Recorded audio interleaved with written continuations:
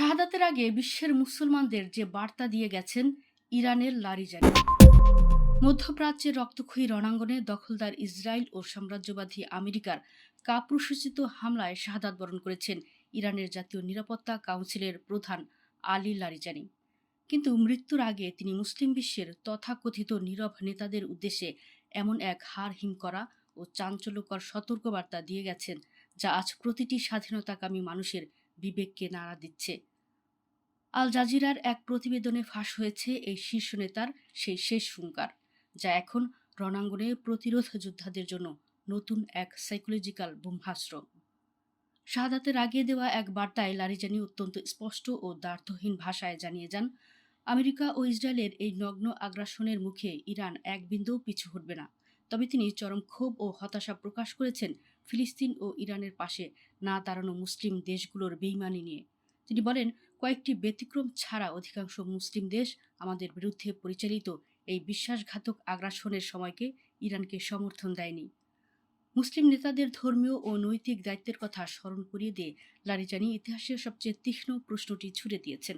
তিনি বলেন, কেউ যদি হে মুসলিমরা বলে আর্তনাদ করে আর কেউ তাতে সাড়া না দেয়, তবে সে কি আদৌ মুসলিম? তার এই একটি প্রশ্ন আজ যেন সেই সব আরব নেতাদের মসনদ কাঁপিয়ে দিচ্ছে, যারা আমেরিকার ভয়ে নিজেদের চোখ কান বন্ধ করে রেখেছে। এই মহাযুদ্ধে নিরপেক্ষ থাকার ভান করা রাষ্ট্রগুলোকে সরাসরি কাঠগড়ায় দাঁড় করিয়েছেন লারিজানি।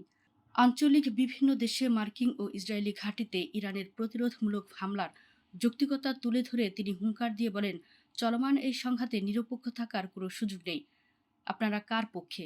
অর্থাৎ হয় মজলুমের পক্ষে দাঁড়াতে হবে, নয়তো জালিমের দোসর হিসেবে ইতিহাসের আস্থা করে নিক্ষিপ্ত হতে হবে। পশ্চিমা মিডিয়ায় ছড়ানো ইরানি আধিপত্যবাদের মিথ্যা প্রোপাগান্ডাকেও মৃত্যুর আগে গুড়িয়ে দিয়ে গেছেন এই শীর্ষ নেতা। তিনি স্পষ্ট করেছেন, ইরান কখনোই প্রতিবেশী আরব দেশগুলোর উপর আধিপত্য প্রতিষ্ঠা করতে চায় না।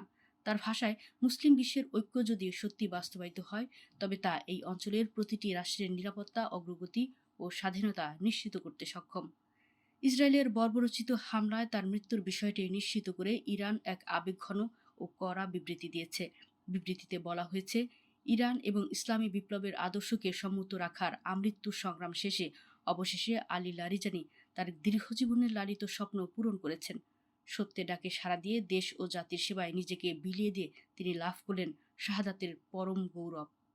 লারিজানি হয়তো আজ শারীরিকভাবে নেই, কিন্তু মৃত্যুর আগে তার দিয়ে যাওয়া এই সতর্কবার্তা আজ পুরো মুসলিম বিশ্বের জন্য এক জ্বলন্ত আয়না।